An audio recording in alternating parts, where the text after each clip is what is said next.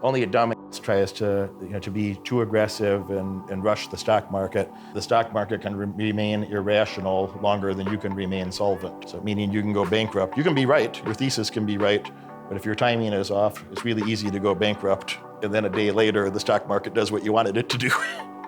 And then you're mad for the rest of your life. At that point, you'd rather be wrong. At that point, you'd just rather be wrong than be like, if my timing was slightly different, I would have made that 100 million or half a billion or whatever it is. You don't have to learn accounting like an accountant. You don't have to spend years studying accounting, but you do have to understand those general principles and the guidelines that I put forth in this program. You got to be able to read financial statements. You got to be able to know what's up. You ever watch Shark Tank? And it's I seen Damon John last night. We had a fist bump last night. Oh man, so dang man, what up with dang? But but every once in a while, there's somebody on there who doesn't know their numbers, and they basically get laughed out of the Shark Tank because it's like basic shit as far as business. But like, I know a lot of these guys, they want to be entrepreneurs, they want to start their own business, but they don't know that they don't even know what numbers they're supposed to know. Mm-hmm. But if you watch any episode of Shark Tank, they're going to get kicked out almost immediately if they don't know their numbers or if the numbers aren't good. How are they going to give you any money? How can a bank give you 50 grand or a venture capitalist give you 100 million if you can't explain to them how the business works, where the money's coming from, where it's going? A bank can't give you a loan. They can't give you 50 G's if you can't tell them how they're going to get the money back. Yeah. If you know the language of business, a bank could give you millions of dollars and a venture capitalist to give you hundreds of millions of dollars. If you can explain, hey, this is where we're at, this is where we're going, this is what we're going to use the money for, and this is how you're going to get your money back. Yeah. If you can explain that, and a profit. If you can explain to them how they're going to make money, they'll fight, they'll compete to give you money.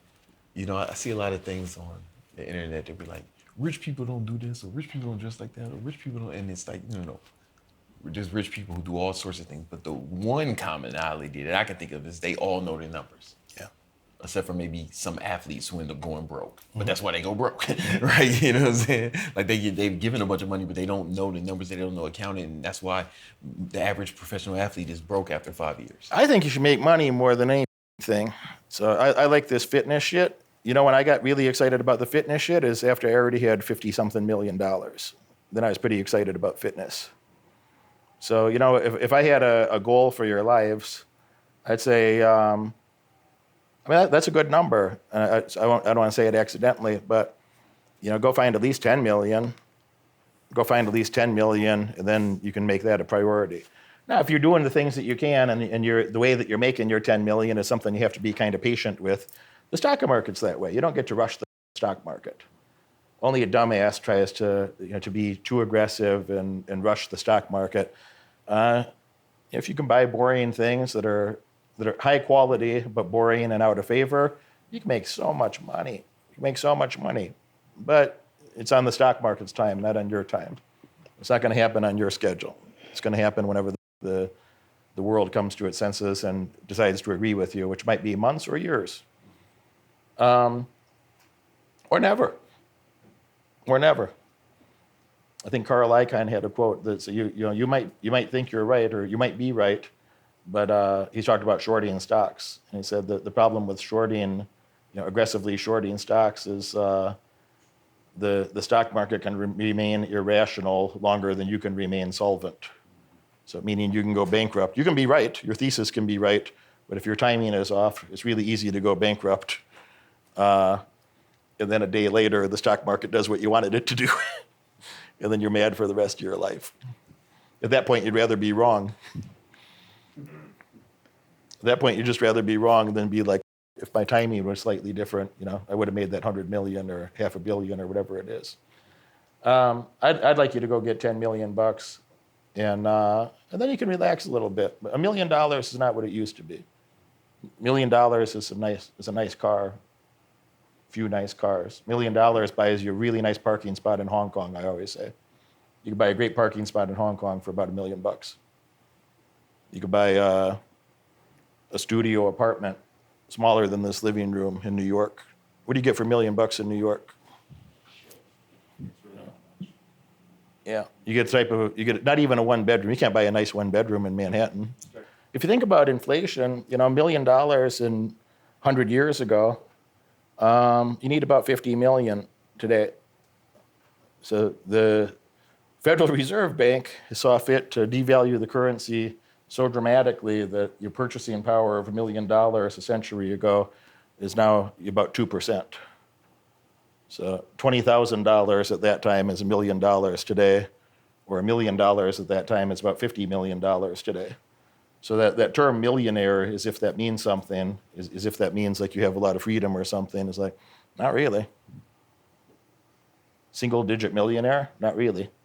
You got a lot of work to do is what you got. You got a good start, and you got some momentum, and you got some wisdom, and you still got a lot of fucking work to do. So I would say that, and then if I elaborated and answered your specific question, like, after you think you've maxed out on, you got all the low-hanging fruit from money grubbing for the day, and did the things that'll be great for your midterm and long-term financial future. Yeah, go lift some weights or show up at an MMA gym and make a bit of effort there. So yeah, go do that too. But and I say this respectfully, but it's at least a dozen world champion fighters. There's only 100 or so UFC champions ever in history. You guys know that, right? That only started 30 years ago. That just started 30 years ago. There's about 100 champions, from men and women, all weight divisions. There's about 100 champions total, maybe 105. All right, so at least a dozen of those people, I've done interviews with about half of them. At least a dozen of those people that I got to know well have overtly commented to me, it's like, damn, I wish I was working on business like you were, for those last 20 years. I wish I worked on business for those first 20 years and then worked on martial arts as a hobby, as I am, versus being a world champion, best in the world martial artist, but not understanding, having a fear. Even people that are, quite wealthy have a fear of, like, they don't know how to manage money the way some of you do. Does that make sense? So I'm not just saying that for myself because it's my bias. It is my bias, but it's also their bias in many cases. Is like, would you trade your BJJ medals and stuff for $50 million? 100. I don't think you'd have to think about it too long. You'd have a couple extra ligaments or tendons connected, and you could go rip them in your 40s like I am. They overrated anyways, right? They are overrated. You don't even need all those tendons and ligaments. That shit's overrated. You don't have to do what Derek does, like what he's doing is crazy. Like, how many hours per day you work out? Like 6, 7 hours. So, yeah, for a few days a week, yeah. He's doing shit that professional athletes are doing. You don't have to do that, but you have 1 hour per day to go lift some weights and do a little bit of martial arts. You do have that. It's not that much, but I agree with prioritizing the money and the career, because like there are fighters in the UFC now that still in the UFC that beat me in the UFC, but I beat them in life, and it feels so damn good. I look at them and go like, okay, now I gotta go help this person that beat me, and it's okay. I'm a good human being. I'll help them, but I'm way farther ahead in life just because I understand other things other than fighting. And you see so many professional athletes quitting in life because all they know to do is fighting or whatever the sport they're doing. And then when they get out of it, they lose their identity because it is a loss of identity, and they don't know how to rebuild themselves, right? So the making money part, it's hard. The relationships, it's hard. Communication, social skills, it's very, very hard to build after you spent your entire life being an athlete, right? So I totally agree with like growing in sports, but also building the new identity on the way to becoming your best version in sports, But going back to expectations, 1 hour a day, it's what it takes for you to keep evolving 1% a day, go to the gym or do martial arts, but like take at least 1 hour a day to do that, and then use the rest of the day to go make money. Don't forget to go make money. I don't know anything about balance. So I'm not the right person to ask about that. I say all the time, balance is for bitches. Balance is for people that are okay with mediocrity. And, the same people that you've been talking about all day here with me or we spent the week with are people that had very unbalanced lives. That, Flex would just go to the gym and his wife knew that's what he's going to, she was not the priority in his life. They have a good relationship together. I know his wife, nice lady. She's fit. She won some fitness competitions when she was younger, and she's still fit today. And even after a couple children, very nice lady. But it wouldn't be offensive for me to say what I'm saying to her or to him. It's like that was not the priority in his life, and she knew that going into that relationship. Like this guy is going to work like a demon and do what he's doing. And that's what's necessary to do what he did. I'm at a place in life that, I wasn't always this relaxed. Earlier I just wanted to do the same shit. I had a girlfriend, I tell her all the time that, we broke up because of it, because she said, why can't you just be normal? I was in college. Beautiful girl. So why can't you be normal? Why can't we go out to the parties just once? Why can't we go to a college party just once? So I'm not going to do what normal people do, because if I did, I'd have normal outcomes. I don't want normal outcomes.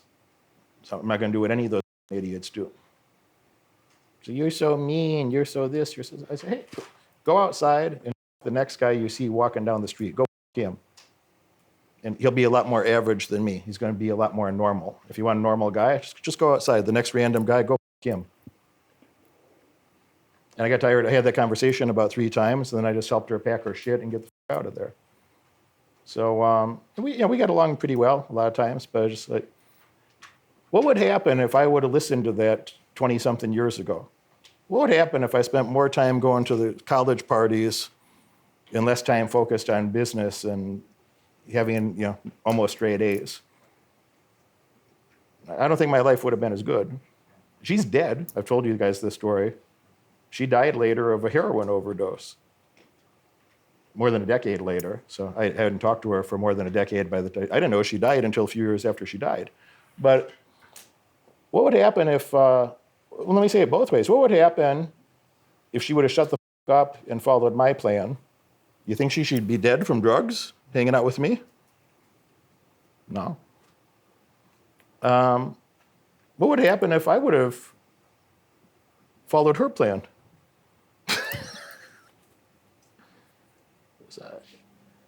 Now, I don't want to do it normal, but when you see a lot of people doing something, when that's like a social norm, I mean, I don't know. We like breathe oxygen and, eat some of the same foods as the other people do, You put your clothes on and put some shoes on, like that's a social norm. Your ancestors, if you go back far enough, wouldn't have had that tradition, or it would have been a very different variant of it at least. But in terms of, a lot of the day-to-day choices that people make are things that they get habituated to, meaning habits that they build. You have to be very careful about that, and I think very mindful of who's influencing your thoughts and who you're spending time with. And I don't know, there would be a time in your life previously that you'd be delighted to have your current struggles, given the opportunities that are coming with it. So if you could reflect back at your previous self and be like, oh, actually I worked quite hard to be in this situation where I can have my current problems instead of my previous problems, So I think about that once in a while when I feel a little frustrated in my day. I just kind of laugh at myself. I'm like, well, everybody has problems, and at least I have very high quality problems. So you don't want a life without problems. If you're being well compensated for your problems, great. There's no problem, really.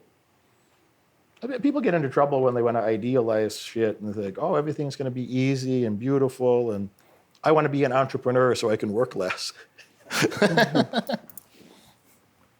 People get into trouble when they start having delusions like that. It's fine if you're being well compensated to do difficult things.